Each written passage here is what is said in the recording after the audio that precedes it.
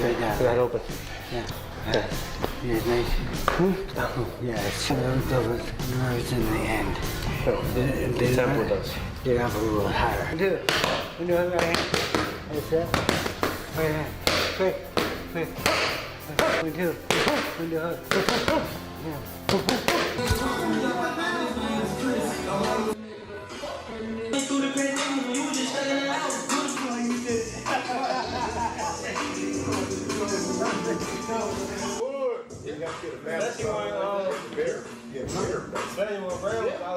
I ain't never get around. Grandfather bringing all the smoke on, baby. What they think you go, how they do that thing, cooking it, that's what it means. And we gonna be cooking, Marley. As the showdown between Shakur Stevenson and Teofimo Lopez draws closer, both fighters are locked into ruthless training camps, pushing their bodies and minds to the limit. Every session reflects discipline, confidence, and an unshakable belief in victory. Behind the scenes, the intensity reveals calculated strategy, relentless ambition, and raw competitive fire, setting the stage for a high-stakes collision driven by pride, legacy, and the need to prove who truly stands above the rest inside the ring. I think Shakur. Yeah, my first mind told me Shakur, and I thought about it. Yeah, I'm picking Shakur by decision, but because this is fighting, anything can happen. You can't count Tio out. So there is thoughts sometimes that cross my brain, like, damn, what if Tio catch him like real good though? You know what I mean? And hurt him, or what if he just out hustling? You know what I'm saying? I mean, it's a lot of shit that crossed my mind, but I still like Shakur for the dub. I like Shakur for the dub because he knows how to win. Like, he knows how to win. You know what I'm saying? And he's always prepared to win. So, and I think Shakur respects Tio to the point where he gonna train like he's never trained before, because this is a great fight for him. This is probably the best fight of his career up to date. Even though he's been in some great fights, this is probably the best opponent. You know what I mean? And Tio, same for Tio. So when it's like that, when you put Magic and Bird together. Teofimo Lopez drives himself through grueling training sessions under the watchful eye of legendary coach Freddie Roach. Every punch is thrown with speed, intent, and precision, showcasing explosive power and sharp focus. Roach's relentless guidance keeps the tempo unforgiving, demanding discipline and technical perfection at every moment. The work inside the gym speaks volumes, revealing Lopez's hunger to evolve, his dedication to sharpening every detail, and his determination to be fully prepared for the massive challenge awaiting him in the ring.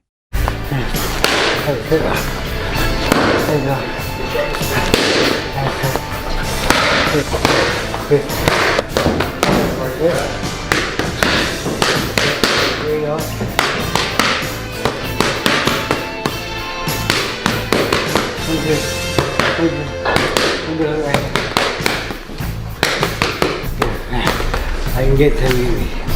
Hey, man. Yeah. 2, 3, 4. 1, 2. 1, 2. 1, 2, hook in. Double hook.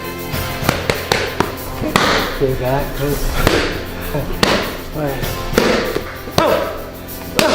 Share a lot of the same values, so right now we're doing some signatures, we're going to do some giveaways, really putting the fans first, so when he wins, the fans are going to win, even a free beer giveaway after he knocks out his opponent this fight.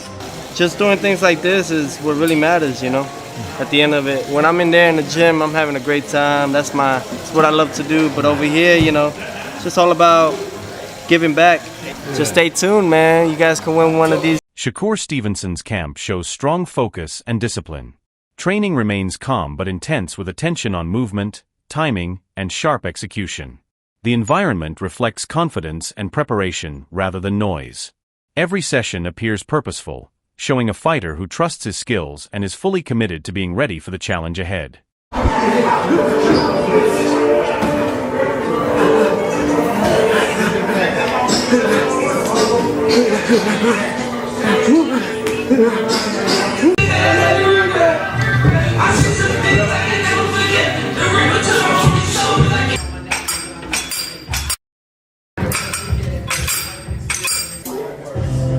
my God.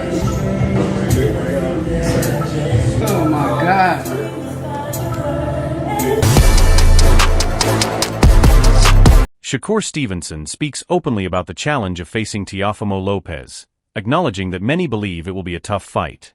He understands why people feel that way because he has known Teofimo since their amateur days and respects his ability. Shakur explains that this matchup was a deliberate choice taken to push himself and elevate his skills to a higher level. He thrives on challenges that force growth rather than comfort. Stevenson also makes it clear that his mindset in every fight is dominance regardless of the opponent or location. He wants to perform so clearly and convincingly that there is no room for doubt or controversy.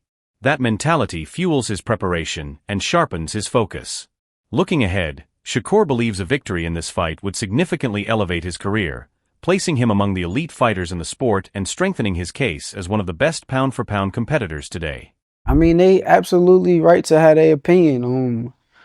I already know this guy's good. I done came up in the amateurs with him. I chose this for that reason. Like, I chose this because I wanted to challenge myself. I wanted to put myself in a situation to where I'm able to raise my game up to another level. So that was my whole purpose.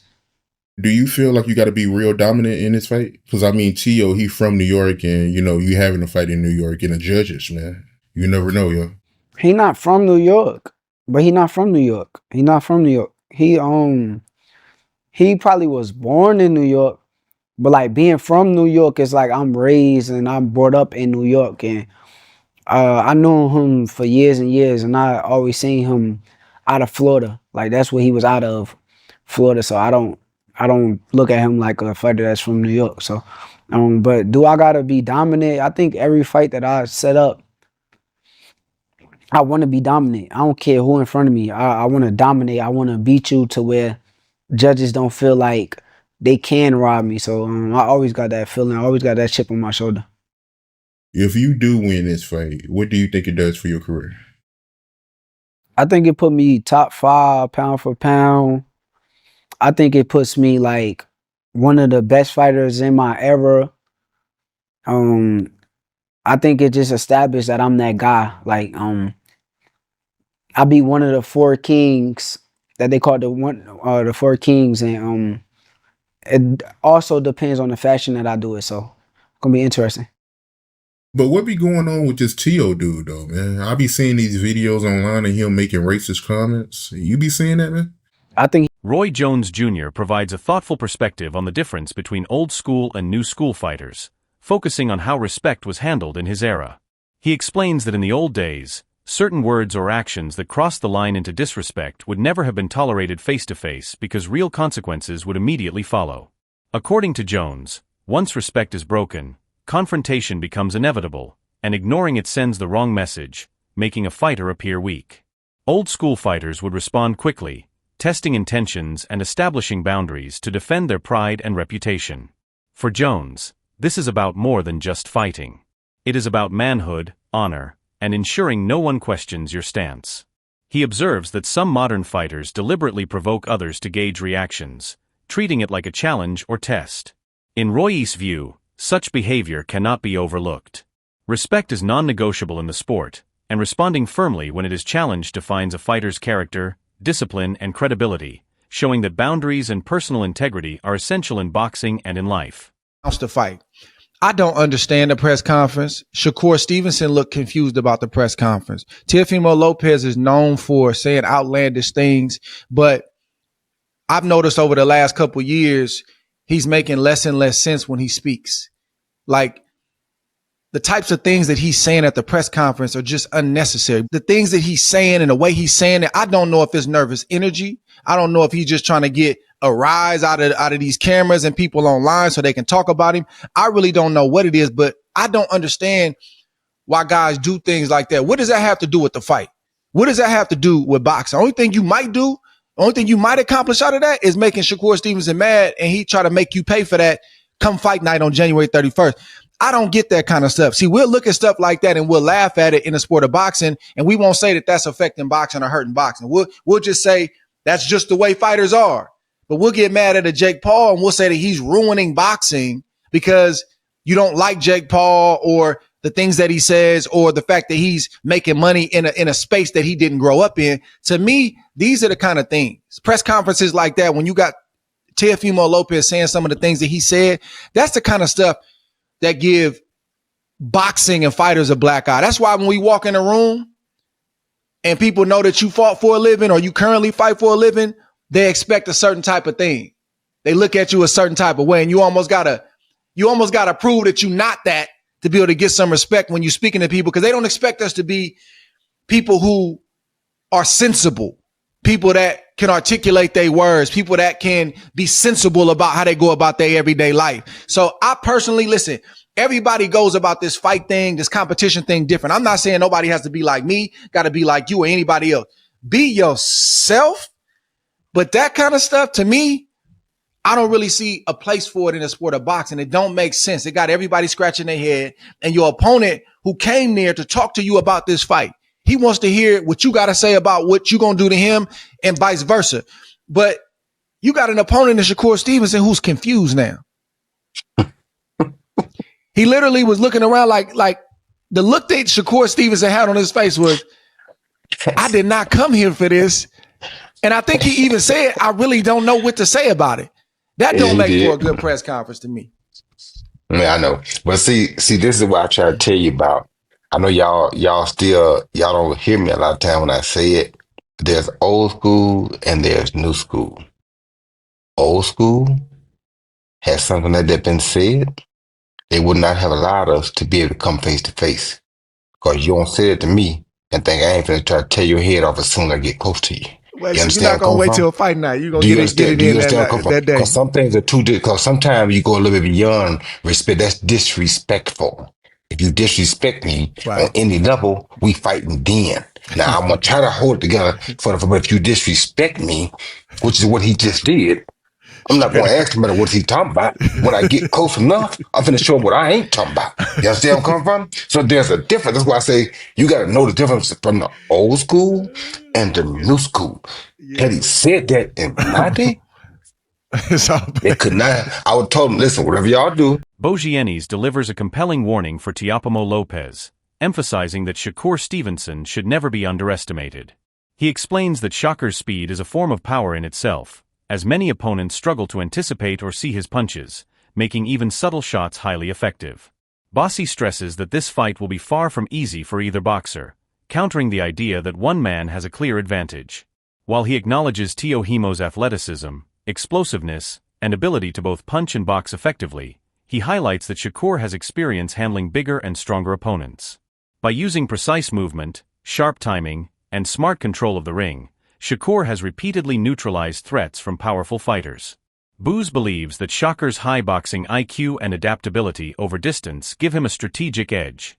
Although he predicts a decision victory in favor of Shakur, Bossi notes that the fight could shift if Teofimo walks into clean, unseen shots, showing that the matchup remains dynamic and highly competitive. This insight underscores the respect both fighters command and the careful preparation each must bring to the ring.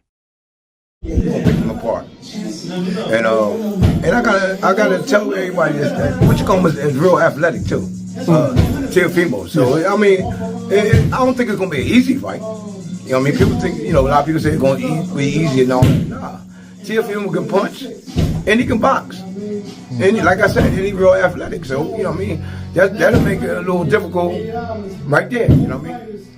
I see a lot of people going back and forth with it. Some people think Teo got the advantage because of the weight and that he's athletic and explosive. Some people say Shakur is the better boxer. Yes. Right?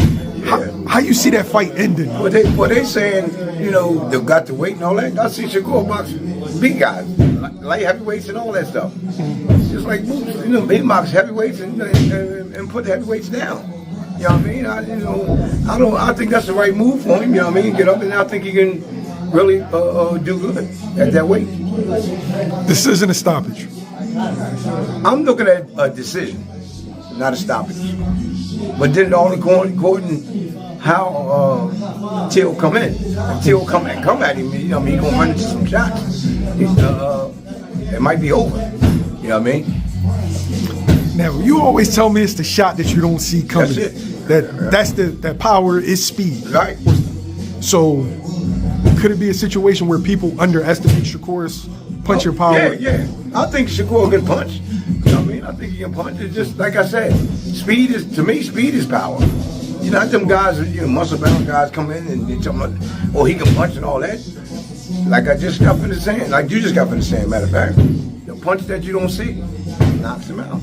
And they always say, man, I didn't see that punch coming.